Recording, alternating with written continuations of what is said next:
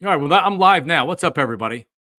This is John Marks, and we are live on YouTube, on Instagram, on Twitter. I just spoke for like 3 minutes. I wasn't even live. This is only my second live stream that I'm doing, and I hit the live stream. I just didn't do the second thing, so I don't even know what I just said. But anyway, we'll be here for the next 45 minutes or so talking about the issues. Eagles.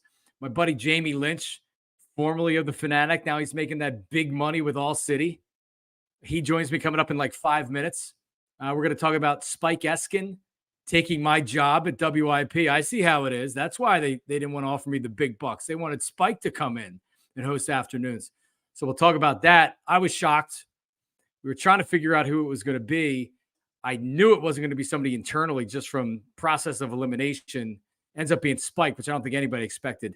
Very interesting move by WIP. We'll talk about that. Start with the Eagles here, then we'll get to Jamie.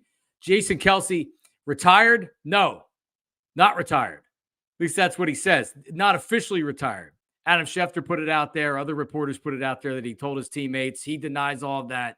Bottom line is, does anybody really expect Jason Kelce to be playing once the season starts next year? No, he wants to make the official announcement with Jeffrey Lurie, with the Eagles organization. He didn't want to be on his podcast, but he's got to do his podcast. So he's not going to make the announcement on his podcast. He wants to make it in the proper way, showing the respect to the Eagles. And that's why one of the reasons I love Jason is he's going to do it the right way. And he could have done it on his podcast, I guess. I wouldn't have cared.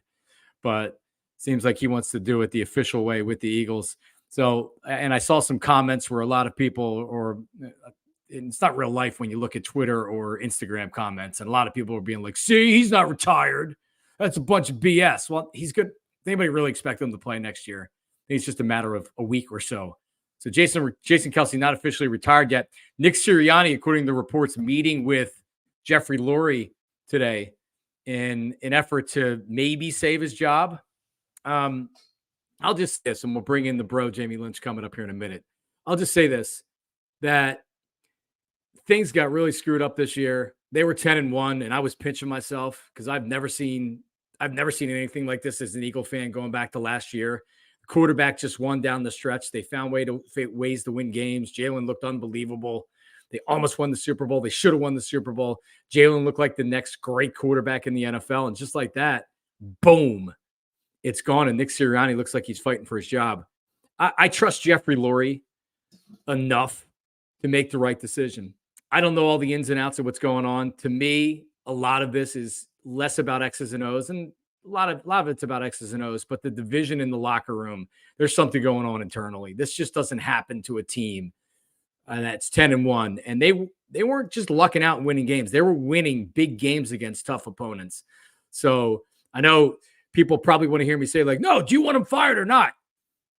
I'm going to trust Jeffrey Lurie in this. Does he deserve another year?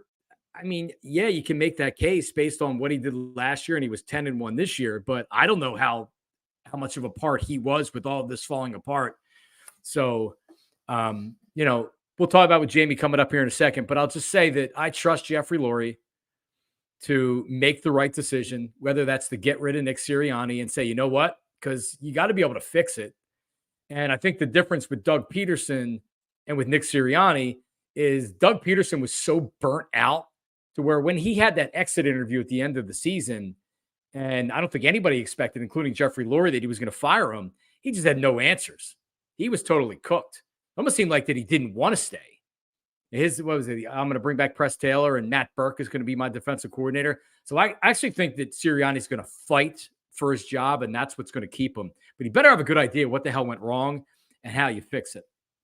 So let's talk about all of this stuff. And why am I frozen right now? Are you kidding me? Why am I frozen right now? Oh, Jamie, can you hear me? I can hear you. I can hear you, but now my video's frozen. Can you see me? I can see you. I can hear you. This is like back to your early days of radio, man. You're self-producing. You're doing it all. You're figuring it out. Figuring it out on the fly. Yeah. Only on the internet you're allowed to curse. You couldn't do that with the FCC, obviously. No, I couldn't. And I can see. So what I have to do is it just going to clear on its own. So yesterday, I started my first one that I did. I got Herb on the phone, and I'm trying to walk I him can't believe you through. booked me after Herb. You never want to be the first guy after Herb. I mean, these are big shoes to fill here, John. Now is it just me on John Mark's podcast? Please, because it still says live in the top left corner. John, we lost you. So, hi, I'm Jamie Lynch. Welcome into the John Mark Show here on YouTube. This is absolutely hilarious. John,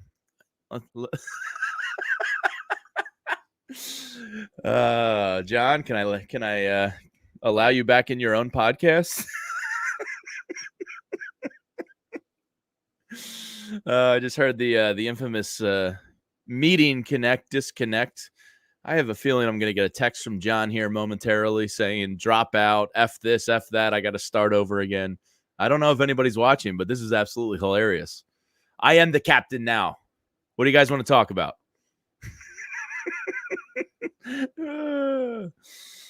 I see everybody in the chat. What's going on? Maybe we'll get John back here in a second. Just keep this train rolling. Paul, Rich, Michael, Eric, thanks for tuning into the John Marks podcast. Here I am. Can't call it a podcast. Can you hear me? No podcast, just stream. What are we calling it? I'm worried about the non-compete thing, because the language in there, like the spirit of me not being able to do a show is I can't go to another company and do a podcast that's a competing thing. If I'm in my basement and things like this are happening, we're just two guys hanging out in the basement. Yeah, like I don't know, the internet just went or something. So yeah, I'm sure this is going to be a great. I kept the show going for about a minute and a half there without you. It's like when you're the producer and your host like throws up. I remember one time Mr. Nelly was throwing up in a trash can, and I'm having to go on the air and act like he's not throwing up in a trash can. Oh yeah, saying he was throwing up in a trash can. G Cobb would fall asleep at 2:30 in the morning. Sometimes you'd have to be like, G, get up. That was a rumor. All right, so check this out. So I have a new favorite mug, coffee mug that my mom bought me for my birthday, because she hears me talking about it, and I know you were also a big fan of the Golden Girls. Last night we watched the Sixers game. I finished watching the game in bed with my wife, and the next game came on. I think it was like Clippers or something. And it was just kind of like that set the sleep timer and fall asleep. And after like 2 minutes of the Clippers game, she was like, can you just put on something else to fall asleep to? What did I go to? The Golden Girls. Yeah, it's on one of those channels. The one. Yeah, it was the one where they thought Rose was getting scammed by the guy that was in the Army military intelligence and trying to use her for her money. Yeah. Not Charlie, her ex. Was Charlie the boyfriend? No, Charlie was the ex. He claimed to be Charlie's war partner. But Dorothy thought he was really scamming her for some rent. All right, so if you had one night of passion, would it be Rose Nyland, or would it be Blanche? I think Rose is actually very underrated. Yes, Rose is I think Betty Rose White, is like. Yes, have you seen Betty White as a young lady? Yeah. Oh my God. Beautiful. Dime nice piece. Figure. Beautiful. Well, in her 90s, she still was nice. Yeah, I think Blanche is all smoke and mirrors. I think she's a lot of talk. So I don't think you're getting this crazy night with Blanche. Little slutty, right? So everybody was like, "Oh, she'd be fun," but you're right, she may not be. Yeah. I could see Betty White being the real show there. Ma or Dorothy? Dorothy's not the most attractive woman in the world. I'm going Ma. Do you know she was only like 4 years older than B. Arthur or something? I know. They dressed her up. Yeah, Estelle Getty was not as old as you thought. Yeah, they dressed her up. What do you say, Ma? What do you say, Ma? Dorothy's 6'4" and Ma is 4'11". Like, how the hell that happened? You know what? One of the low-key funniest movie lines ever is in Airheads. Yeah, are you familiar with Airheads with Brendan Fraser and Adam Sandler? Sure. When he's making his list of demands, he says, we want a full painting of a naked B. Arthur. And that has always stuck with me as like one of the most hilarious things. Yeah, the only time that's ever been said. But anyway, so people are saying that Ma was actually the youngest. She might have been. There's something up with it. Might have been. Yeah, she might have been. What's great? That's great Estelle Getty knowledge. It was like the that's a great coffee mug. Who's the guy that says diabetes and he's on the Wilford Brimley. Wilford Brimley. He was in his 50s in Cocoon. You know that? He was in his 50s. Jeez. All right, so before we talk about the Eagles, tell us about what's going on with I know a lot of people are familiar with you from WIP and then from your many years at the Fanatic, and then you go to this startup, All City, and you're hosting a Phillies show, a Phillies podcast, a Phillies daily podcast. So tell us how it's going over there. Do it. Each team has a designated team with it. Phillies, Sixers, Flyers, and Eagles. I myself am on the Phillies show daily, and then I was doing Eagles pre and post game this year. So obviously a lot to react to. It's been a lot of fun. It's an hour YouTube show each day that we turn into a podcast. It's something different for me because I've never focused exclusively on one team before in my career. So I'm actually really enjoying it. I feel like, in a couple of years, my Phillies depth of minor league knowledge and prospects is going to be, up there with the best in town. Because in January, you got nothing else but to dive into than the top 25 prospects and deep dive some of these guys. So it's fun. It's loose. It's a good time. And we get to control everything. It's a good time. It's like you said, it's different. And you doing terrestrial radio for as many years as you did, like me, right? It's the only thing that you're really new. And you're so worried about ratings and break times and quarter hours, and you got to make sure you stay on topic or whatever. And then you go to where you're doing only Phillies. It's an hour. It's daily, which I'm sure is challenging. Like you had said so you do 5 shows a week, and that's during non-Philly season. But once you get the season going, it'll be something. Spring training, you guys, and I think you're going down there for a trip to spring training, which should be pretty cool. We'll be down there in mid-March, and if anybody's been to Clearwater or Clearwater Beach, they know how awesome it is down there. We'll be down there in mid-March. Yeah. The website is allphly.com, and you can check us out on YouTube or podcast, just PHLY Phillies. We actually had Jonathan Papelbon on today. I saw just randomly. Yeah, he had followed me on Twitter for a while. I couldn't figure out why or how, so I slipped in those DMs and just said, "Hey, what up, man? You want to talk some baseball?" And he was very entertaining, so it's fun. Yeah, I didn't see the whole thing. I saw the clips that you had on your socials. So real quick, the highlights. I would say he shit on Ruben Amaro. He has this hang up with Ruben Amaro. He told me he likes to stretch naked pre-games. He said Chooch was his Panamanian redneck, and him and Bryce he would have won $150,000 last year on the Phillies had they won the World Series. He was pulling for him. Wow! Despite their little altercation in the dugout from many years ago. All right, we'll be checking you out. I know that you have a lot of great stuff with Eagles coverage with Zach and with Bo Wolf. And the 76ers coverage is great now with Devon being involved with everything, along with Kyle and Godner. So I think that's sorry, we're internet streaming connection. I think it's the best Sixers coverage in town. Those 3 are killing it. It's a dream team for Sixers coverage. Very cool. Very cool. All right. Yeah. And then Charlie and Bill Matz, as you know, are doing the Flyers. So we're well covered over there. And I know Bill from when he worked at WIP, and I love Bill. I'm ready to get in on the Flyers this year, especially with the Eagles now. They're kind of fun. They are. We started the Zamboners many years ago, where we pop up when things get exciting, and things have not been exciting with the Flyers in many years, Jamie. No, they haven't, and I wish they would have just committed to the rebuild a couple years ago when everybody knew it was coming. But Tippett the other night, I saw that. The Zamboners pay attention. Things are getting a little exciting, percolating over there. So I did not see it. So you would. I saw it on social media in full honesty.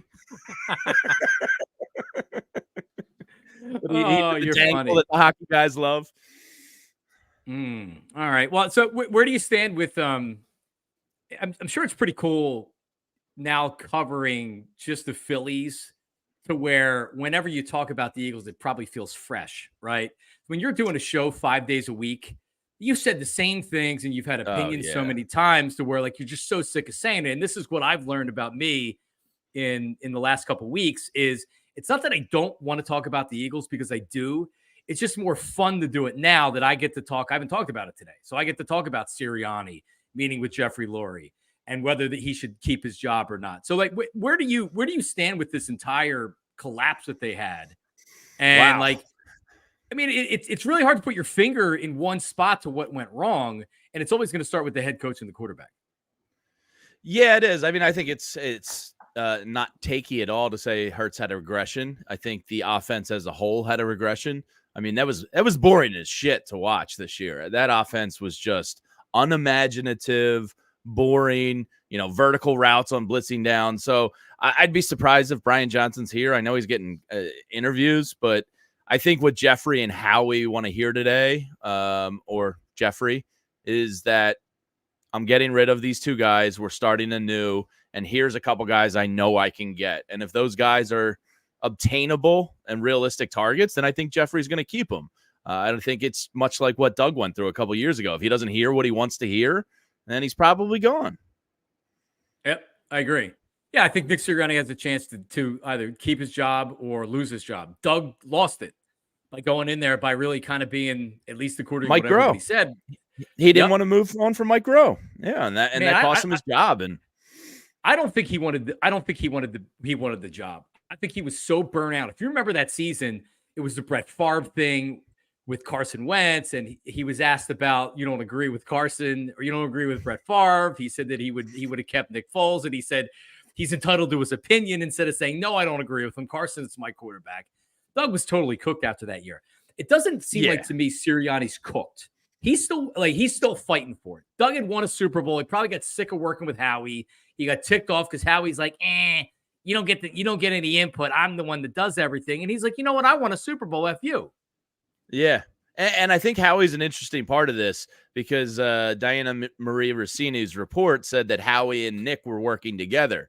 Now, I think Howie's play here is to make Nick work to salvage himself, because Howie knows if Jeffrey has those Boston bean eyes for Bill Belichick or Mike Vrabel even, or maybe even Harbaugh, if somebody comes in with power and authority, he's going to feel threatened. So part of me thinks that Howie's working with Nick to salvage himself because he knows it's the best play for him. Because if Belichick comes in, Howie's leaving.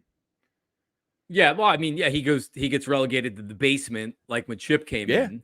And then maybe Belichick, because Chip was a dick about it. You know what I mean? Like he hated Howie. So he made sure everybody knew that he was being demoted. Belichick maybe at least lets him be the GM, and then Belichick's making a lot of the decisions. I don't think it's Belichick. Yeah. I mean, honestly, I think Nick Sirianni comes back. The problem is. So do I at this point. The problem is, what do you do? You're bringing in two new coordinators. Great. Right? Like, and what about the roster? Jamie, it wasn't that long ago that we talked about this being the best roster in the NFL. For the first 10 weeks of the season, 11 weeks of the season, this was the best roster in the NFL. Yeah. You know what the hell happened?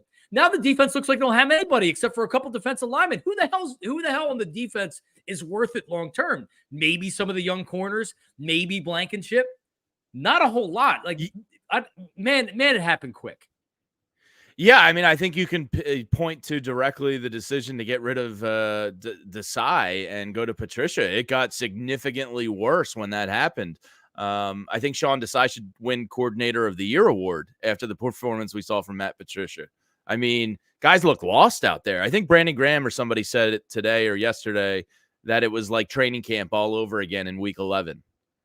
Like, what are you doing? Yeah. So whoever made that decision, whether it was Howie, if Jeffrey had a hand in it, then I would say, Nick's going to keep his job. But if that was from Howie and Nick, I mean, if you're Jeffrey, how does that one sit with you? Yeah, it's be interesting to see. What would you do? I would fire both if I was Nick Sirianni and I knew my job was on the line, I would say Brian Johnson and Sean Desai, Matt Patricia, thank you. This was a disaster. I apologize. I wish things went differently, but I have to move on to maintain myself. And I would try and get some names out there that I knew would be appealing to Howie and Jeffrey. I don't know who those names are. I'm not enough of a football guy.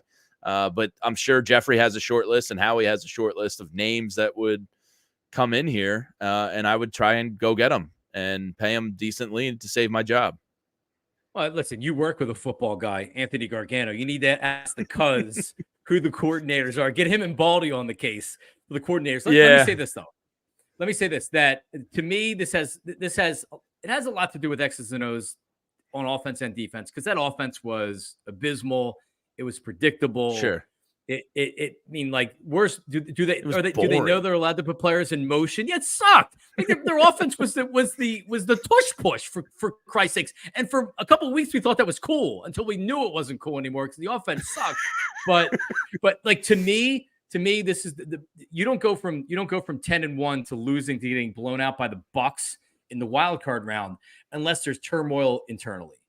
And I don't know Yeah, if that means that it was Nick Sirianni and the team. I don't know if that was Jalen Hurts and Nick Sirianni. I think AJ Brown played a large role in this as well. But what was that about? there's clearly turmoil in the team, and there needs to be something that changes. Because like it's okay to say, all right, Nick Sirianni comes back, but if Nick Sirianni comes back, what the hell happened? Like to me, this is more than just X's and O's. There was something going on in that locker room. Yeah, me and my good buddy were texting about this theory earlier today, the Denard Wilson theory. Now, it's not tinfoil hattish because I think there's validity to this. I don't think it's the reason it went wrong. But then Darius Slay in the locker room today brought it up and straight up said Denard Wilson would have been a better hire than Sean Desai or Matt Patricia. Like those two are as good as gone. When a player's talking about you openly like that in the locker room, I mean, you might as well put out the press release. But I think that Denard Wilson, like, he looked pretty good, that secondary in the Ravens. And I think some guys might have been pissed about that because he was their dude internally. And, I think if you can go back, the Vic Fangio and Denard Wilson thing kind of way in advance or a long time ago set this course for disaster at the end of the year. Jamie, my uncle Jamie says Pete Carmichael, who just got canned from New Orleans yesterday as far as an OC. Okay. I mean, all right. I don't know how you don't make a move. You can't come back status quo. You can't come back with Brian Johnson, whether it's his fault or not. No, it is Nick Sirianni's. So here's the bigger issue. Nick Sirianni is an offensive head coach. Normally, offensive head coaches, they're hired for their acumen on offense. They're hired for their scheme. They're hired for their play calling. And then a guy like Andy Reid can kind of delegate, and he can give play calling to his offensive coordinator while he's still really overseeing that. You know what I mean? But like he may be calling plays sometimes, and he's letting his OC call the plays. Where like Sirianni calling plays was a disaster. So the reason why he's not calling plays isn't because he's so good and he just said, "Hey, I'm going to let this young stuff." Now they had no other choice. Shane Steichen saved them by coming in, and look what happens when Shane Steichen leaves. So it's all well and good Nick Sirianni keeps his job, but what are we doing with this offense? So you're bringing in an offensive coordinator where now you're relying on him to save your team. Then he's going to get a job somewhere else, and you're left right back where you started. That's the problem with having a defensive head coach is once you lose the offensive coordinator, you're starting over. Well, Nick Sirianni's no different. He's an offensive coach, but if he can't call plays, what does it matter? Yeah, I mean, this is a guy that gave up play calling, and I lauded him at the time because I said, like, good, you should be the head coach of the whole team and like get a feel for that first. Take the play calling out of it. And Shane Steichen might have been the godsend here. I feel like we had the same exact conversation with Frank Reich and Doug Peterson, and it's just like it's almost weirdly cyclical. I'm not going Wentz Hurts route on you because I think Hurts has a clear head on his shoulder, but like they're mirror images of each other. I mean, bringing back vets maybe that didn't deserve some money, maybe some poor drafts are coming to fruitions. Like James Bradbury, how the hell did he age 70 years in one offseason? Like what happened? I didn't see that coming. The missed tackle in the Buccaneers game was just the antithesis of everything. It's like, was he not trying, or is he just that washed up that fast? It was a touchdown. Him and Bradley Roby. I think they were making business decisions out there. It was bad. Wow. Like and to your point, like you never want to call players quitters, but it certainly looks like they quit, didn't it? Man, they were checked out. Yeah, they were checked out. It was embarrassing. I think there's a difference between quitting, which is like, I'm not going to try, and just being checked out and waiting for the season to get over with. Those guys knew they weren't winning anything. If you watched any Eagles games the last 6 weeks of the season, what you saw on Monday night should not have been a surprise. Really shouldn't. No, I was actually pleased that they put me out of my fucking misery. I didn't want to watch that in Detroit next week. They would have gotten boat raced. I was happy. I was like, thank you guys. Yeah. All right. Well, Juan Castillo for offensive coordinators being recommended, Jamie. Bring him back. So what about Frank? Let's get the boys. What about Frank Reich? I've always felt like that Frank Reich's an overrated coach, and he has not done well since he left here. But as far as an offensive coordinator under Nick, it makes a lot of sense, right? Like at least he is experienced, and we've seen him do it before, and like, you feel comfortable with him because, frankly, I don't know who else is out there that you're going to hire. Yeah. Look, I thought they should have brought him in like week 10 or 11. I think I tweeted out whenever he was fired. I said, bring him in as like the family consigliere, like just as a guy to have to bounce ideas off of. Maybe he'll call you on your BS if he sees something that's bad and not working. Like I didn't see the harm, Frank, from what I've been told through some whisper down the lane stuff. Apparently is looking forward to retirement. Who knows? But I would have brought him in. Paid too. But that's the thing. These football coaches are maniacs. Matt Rule could have just sat out and gotten paid like $60 million, but he went right to Nebraska. Here's how it works with these contracts. There's offset language. So like when Matt Rule gets fired from the Panthers, he could have just sat out and gotten paid. The fact that he got a job with Nebraska, that all gets canceled out to his new salary, to his new contract. So he doesn't get that money in addition to his Nebraska money. You could literally have a paid vacation for 5 years. These guys hit the lottery, man. Like what? That's the dream, to collect like 35, 40 million and be get told paid not for not to work. doing anything. I would golf every day. Yeah. That's our dream, I'd be on an island. We enjoy life. These guys are miserable football coaches that don't know anything else other than being football coaches. I mean, Jesus, I just left the job. I just left the job because I was unhappy with my commute and my quality of life and everything. And I said, you know what? Screw it. I'll just go do something else. And Matt Rule, meanwhile, gets a job the second he gets fired. He had a $50 million check that was waiting for him. I can't imagine working with a $50 million check hanging over my head. Why? What are you trying to prove? Oh, I'm just built different. I'm a football guy. I throw dips in. Like, you're chill built out, stupid. Go invest your money. Go vacation with your family all the time. Like, have a blast. Do nothing. I would eat. People have said to me, well, you'd get bored. No, I wouldn't. I'd eat lunch every day, and I'd go to the pool, and I'd have houses wherever. That's ridiculous. Oh, I would be so good at being retired. It's so easy. Come on. Golf, we're gonna be good. We're gonna be good when we retire, man. Oh yeah, John. We'll be on the pickleball courts together. Yeah.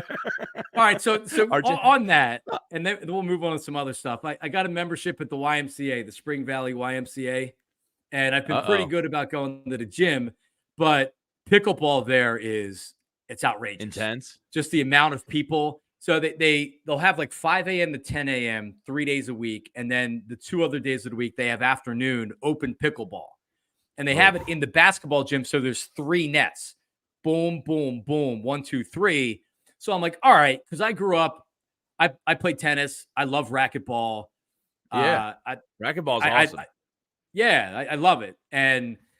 So I'm watching it.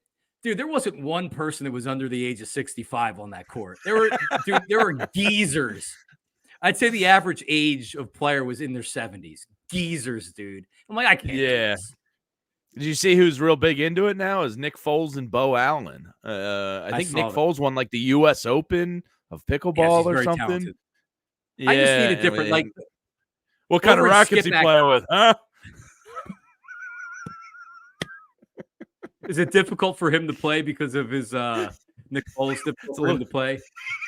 He's got the added weight. Bo Allen and Honey Bobo, as they call him, is the other guy that's real into pickleball. It looks fun. Maybe one day. I'm sure it's great, but I just couldn't. I couldn't see myself playing with 70-year-olds. Now there's a place in Skippack, which is not far from where I am. I think it's an outdoor court. And that's where you get a lot of younger people. A lot of people reach out to me are like, no, like younger people play. If you go to this place right here, I'm like, all right. Yeah, The we have some YMCA at outdoor 6 courts. a.m. on a Tuesday. That might be your problem. We got some courts in Chestnut Hill right by me outdoors that apparently gets real busy. So I got to go up there sometime. All right. All right. So real quick on Jason Kelce, he's retired, right? We're not. Oh yeah. We're not going to play this game. Like, see, he's not retired yet. I was listening to your open. I agree. I think he's going to do it with Stoutland and Lurie and Roseman. His brother will probably come in. Yeah, I think they'll do a press conference or something. I think he wants to do it the right way and thank and honor, because he even said it on his podcast. Like, I want to honor the people. I mean, he basically said it. Like, there was like one or two things, and he's retired. Yeah, and then giving the jersey to the woman at McDonald's this morning. Like, come on. Yeah, did you see that, or you checked out on social media? Jason Kelce.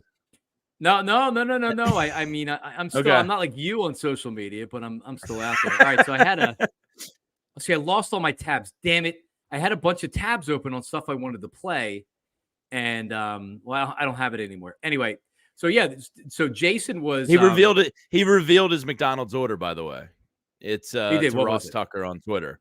The 2 sausage, egg, and cheese McMuffins and a large coffee. Pretty solid order. 2, yeah. One is definitely not enough if you're eating breakfast. Yeah. You know what I had recently from McDonald's breakfast that pleasantly surprised me? The steak, egg, and cheese. Is it good? Have you ever had that? Yeah, kind of. Yes. It's this weird, like, fake steak kind of burger meat, but it's like real greasy and good. I was hungover that day, so maybe that helped. But it's really greasy. No. You know, the last time I had it on a shirt, and the grease dripped off and ruined the shirt. I couldn't get it out. Honest to God, that was the last time I had it, and it was good. But it's like this weird greasy meat. The grease bomb. Yeah. All right. So Jason Kelce goes down as. Man, I mean, it's not that long ago, and I think we were working together when Jason Kelce, I thought he was going to get released or traded. If a team would have given up a 5th-round draft pick for Jason Kelce in the middle 2010s, they could have had him. Because what I remember was that he kept getting pushed back into the quarterback, and he's getting manhandled. His size was a problem. I don't know what changed, but he went from being, hey, let's trade this guy, to being an all-time Philadelphia, like one of the most beloved athletes, and I'll probably put him behind Dawkins, maybe. Yeah. Jason Kelce. It's almost like they're unequal. Yeah. But dude, he won a championship and he had a mummer's outfit. Yeah. And he arm wrestles people's at Havertown bars, and like he wears flip-flops like me, 10 or 11 months of the year. I really respect that about him. He made all 6 of his All-Pros in his 30s. Like, unbelievable. That's unheard of. And I think, you saw him with Stoutland on the sideline. I think Stoutland is probably a big reason why, and I think Jason knows it. Like, his love for Stoutland is out in the open. So I think he acknowledges, like, Stoutland made me the player I am. So maybe he unlocked something, as you said. You almost want to just default to everybody with Brian Dawkins, but I don't know if you can with Jason Kelce. I mean, it's pretty amazing the connection that he has with the city. And what I was trying to share, but I'm not even going to worry about it now. But we broadcasted live. WIP did from his event down at Sea Isle City. Oh yeah, it's amazing. There he is. Yeah, I mean, how cool is that? He is a legend. Yeah, and he smoked Seltzer in that beer chugging. I texted Seltzer that day, and I said, you let the industry down. I know it was a big beer, but you got to unlock that jaw and get it down, man. He was unprepared for that size of beer because James can chug. Okay. I believe I can beat him. But the Stein totally screwed him up. Whatever they brought, it's like, no, he should have been like, whoa. No, I need a regular pint. Yeah. I'm not prepared to do this. He got smoked. But later that day, he got smoked. We did Flip Cup, and the team of it was me and Elliot, Mike Angelina, Seltzer. I think almost cost us. It's against the Eagles. So it was Kelce, it was Dallas Goedert, It was who else It was was on there? Landon 'Cause Dallas Dickerson, Goedert right? tried Landon Dickerson. Yeah, and Landon Dickerson was pissed. You With see the with end the of the video, he overalls. goes, "Fuck." Yeah, he had the overalls on. And I Dallas lost to these Goedert, radio nerds. he was so mad. It was like Ogre from Revenge of the Nerds. But Nerds. yeah, it was. But yeah, Dallas Goedert tried to blow on the cups to get him to move. He was trying to cheat. You can see it if you watch the video. And it was determined, like, we're not going to make a big deal of this on the air because we won, but he tried to cheat. But anyway, Jason, Ooh. I'm not like I'm pretty like not into like it's cool working in sports radio, and I've been to Super Bowls and World Series and stuff like that. But one of the coolest things, and I've met Jason Kelce before, but when they introduced us coming up on, like, we did it on the stage, and so we come up and Kelce's there like to greet you, and he gave me a hug. He's like, "What's up, Johnny Marks?" He's like, "I've been listening to you a lot lately. You guys are great." That's awesome. Blah, blah, blah, blah. And I'm like, wow, like, it just meant so. I was like, really? He listens? I'm like, oh, of course he does. He's a sports fan and he's lived here for 13 years. So of course he listens to WIP. He's on the station. So it's just like a really kind of like, cool. wow, like Jason Kelce listens to me. And then later on, just talking to him a little bit, and he's just asking me like questions that only somebody that understands the business and listens would ask. And then like just saying like, hey, and like everybody was mobbing him. And I'm like trying to get a picture with my wife and her friend. And I'm like, Jason, he's like, yeah. He's like, oh, hang on. He like stopped everybody. And he's like, come here. And he went and he took a picture with him. And it was like, you know, like to my wife's friend, she was like, oh my God, thank you so much. You know, Jason Kelce's an icon in the city. And now she can Instagram really a picture of her and Jason Kelce. Well, I was just going to ask you, John, like, have you posted your picture with Jason Kelce? Because on my story, to acknowledge the retirement in this town, you have to post the picture. Like, I don't have one. I can't get it out there to the people, but you got a picture, man. You got to let the people know. I posted it on my story, not on my official Instagram. I just feel like I do more stories at John Marks Media, by the way. But yeah, so and honest to God, like this dude could be like just somebody that works. He's a neighborhood guy or somebody that lives down the street from you in the cul-de-sac. Like he's that like just regular guy that made $15 million last year and is, you know, an all-time, but he's awesome. Yeah. Dude. My cousin lives like 2 blocks from him in Sea Isle and said she sees him daily, you know, walking those wolfhounds, and like people come up to him on the beach and he's taking pictures with everybody, and he's like the nicest dude in the world. And he really is exactly what you think he is. He is. You know what? I've checked out the podcast a little bit too. I got to say Travis is pretty cool too. Like they're just pretty cool dudes. He comes off initially as kind of being, I don't even know how to describe him, but like he's good dude, and hit the chemistry that the two have. You know, they're definitely different, but you can tell they're brothers, but they're definitely different. And if you know Travis's story about getting into trouble and whatever, like it's you know, I was featured. I don't know if you know this, Jamie. I was featured in the Jason Kelce documentary. I heard you. I did. I meant to text you when I watched it. I did hear that. Do you remember what I was doing? I was ripping him. You remember? And listen, it was a little bit dramatic. So it's like he's like, "Do I stay or do I go?" And he's like crying. And there was this one isolated shot where he has his head in his hands and he's like crying. And it's after the injury stuff, and he can't walk and all this other shit. And he's like crying, and in the background is me going, "All right, Jason, listen, I get it. Make a decision." Totally threw me under the bus. That's great. It's his career, and you're like, "Come on, man! For the sake of the Eagles, do what's right." The kids are like, "Daddy," and he can't stand up because his knees. No, and because I was annoyed because it was free agency. Well, like my whole take was, dude, you're not retiring. Shut up. You're being dramatic about this. You're coming back. Stop. You know, and then you look at what's really going on, and like he's has trouble getting out of bed and shit. Like, oh man, I look like a total. Were you dick. Portrayed in the credits as sports talk radio dick John Marks? I didn't check the credits. That's awesome. All right, well, thank you, Jay. Thank you, Jason Kelce. He's the absolute best. All right, a couple things here because, like, and Jamie, by the way, thank you.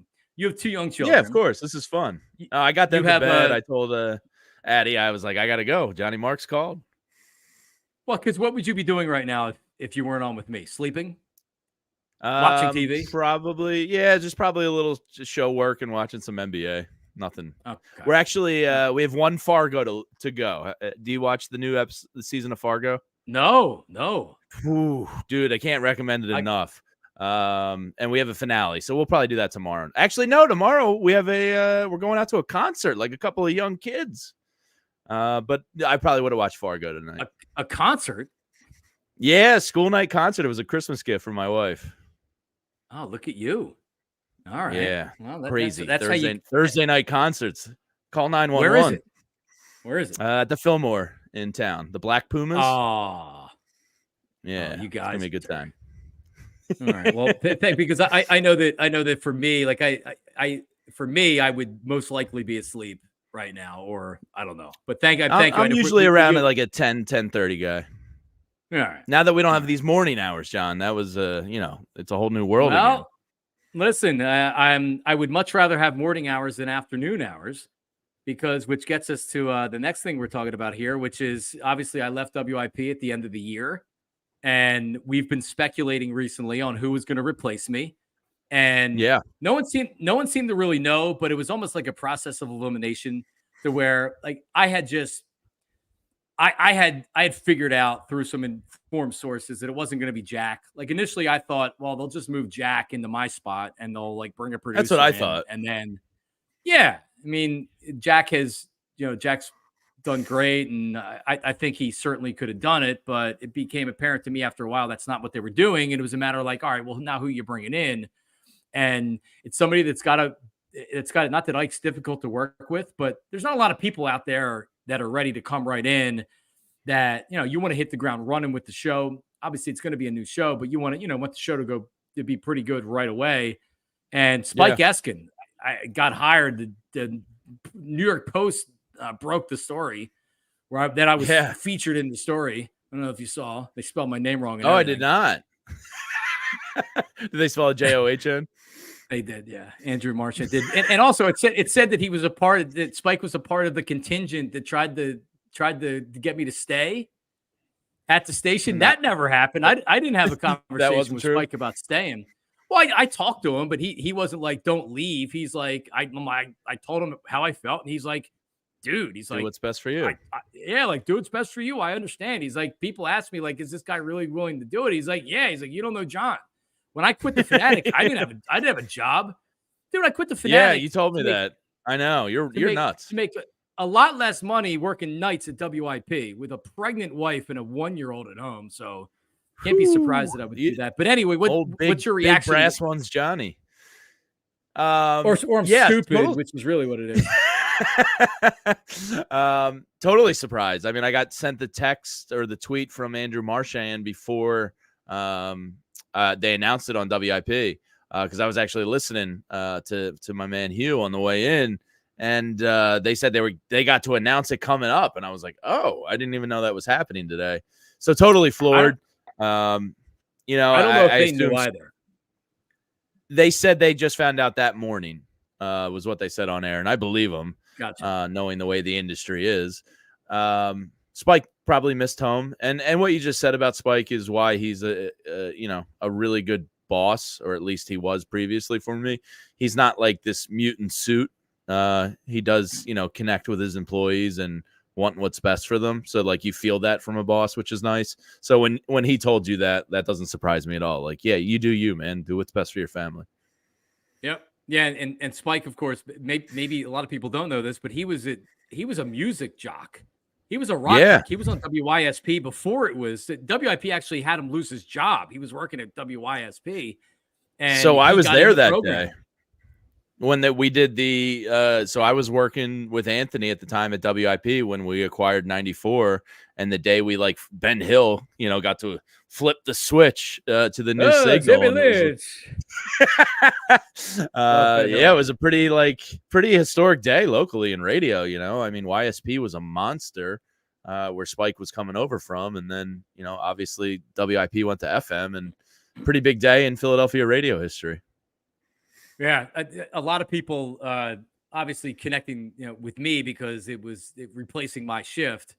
But I saw someone sent me the I guess the Twitter comments, like sent me the post that WIP put out, and then like look how negative this is. What a bad move. And it's like, man, people would rip anybody on Twitter or social media. Doesn't like WIP is the worst. The callers are the worst. Everybody turns the station off with every caller, but yet WIP's never had higher ratings in its history. So yeah, like, it's sports radio. Ripping on sports radio is low hanging fruit. I mean, it's just easy to do. It is what it is. You grow to get tough skin when you're in it. And now I see it, and I'm just like, yeah, you know, you guys all say this, but go do a show for 4 hours a day, 5 days a week, and see what happens after a couple years. You know, it's not reinventing the wheel. It's trying to be creative every day, talking about the same fucking thing. It's actually quite difficult. So you know, it's low hanging fruit to rip us. It is what it is. Well, but also like, so the idea that Spike's not a good hire. So a lot of people ask me what I thought of it, and I mean, I think it's a great move, a slam dunk. And I'm not saying this because I have a relationship with Spike, and because Spike hired me at WIP, and because, you know, like Spike was very good to me, both as a boss, like you had said, with a personal, you know, having a personal relationship with him, but he also is a very good programmer. Like he really got the best out of me. He's been the best PD, at least as far as coaching talent and things like that I've ever had. So I mean, I got to see firsthand his impact on Joe DeCamara, you know, leaving the Fanatic and becoming what he did at WIP. I mean, is there anybody at the Fanatic that thought that Joe DeCamara would be successful and would be working WIP mornings with the ratings they're putting up right now? When we worked at the Fanatic, did anybody think that? Nobody. No. And I think Spike, you know, I don't know this for a fact, but I think from afar as a listener, I went, oh, because Joe's weird. Joe would admit that, you know, the fact that he didn't share any of it.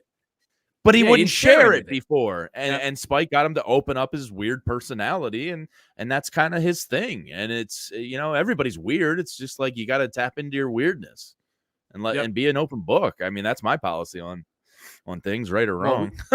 Well, you're definitely weird, bro. We know that. So I put out a picture for you'll see this on YouTube. I have to actually edit it because the picture ended up coming out sideways.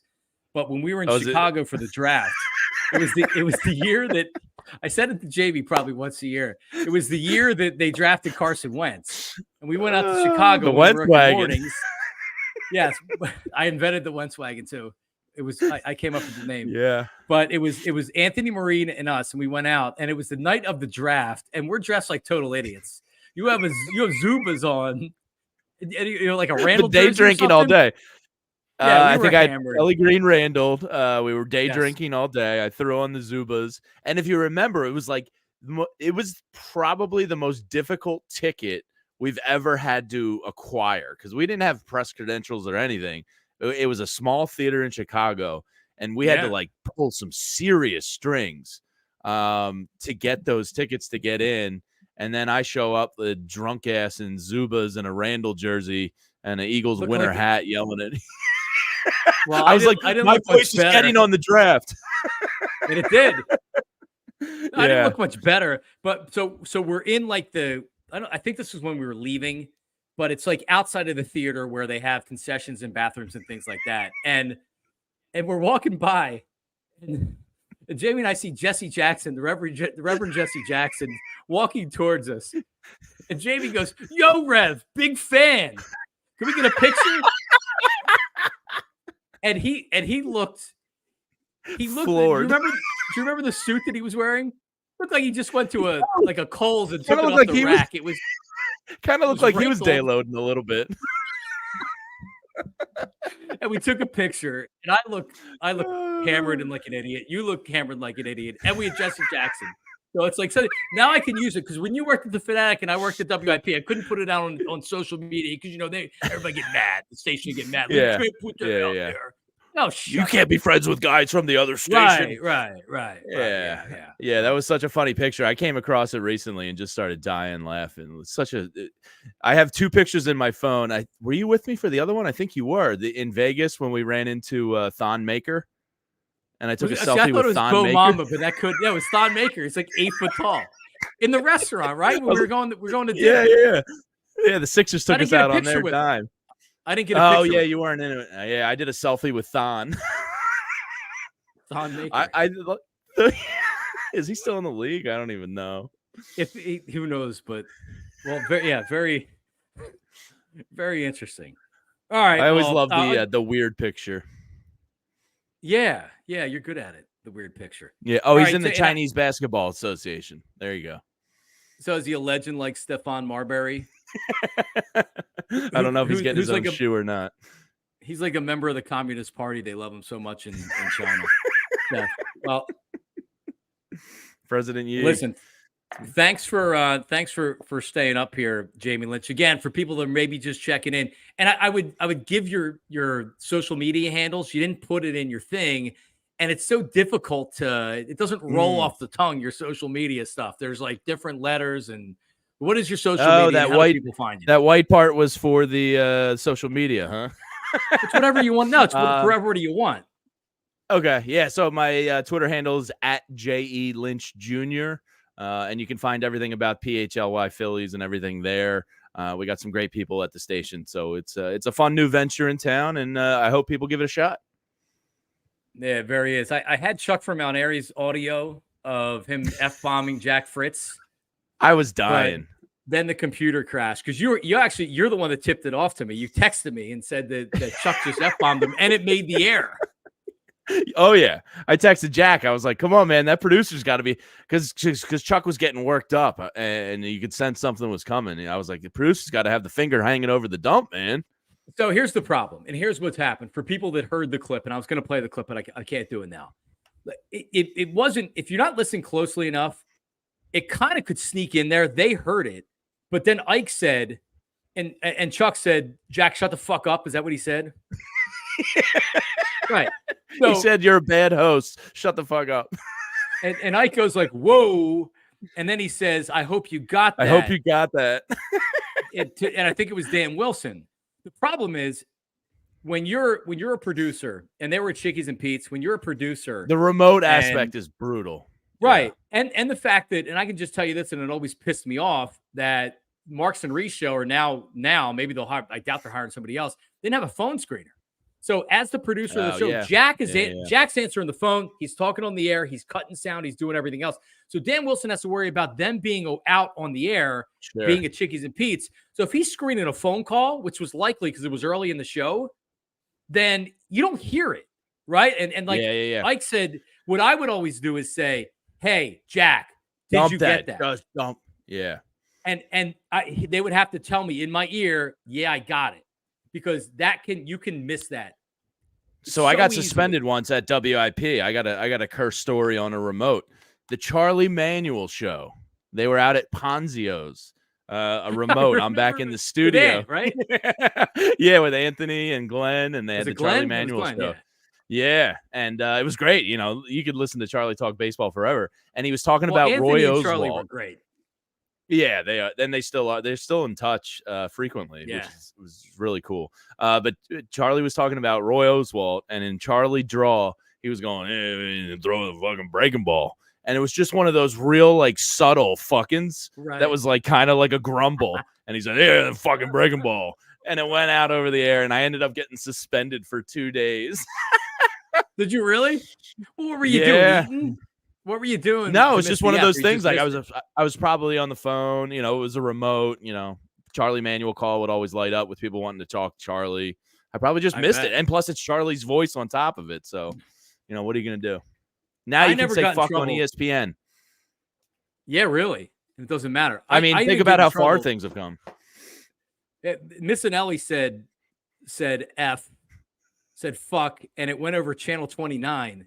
So he used to do it at 5:40. It was like 5:43. He used to do a minute with channel 29. It'd be like a sports minute with whatever anchor. Yeah. Because then he would take his headphones off and we would go in the sound off at 5:45. So he was literally on the air until 5:45 with channel 29.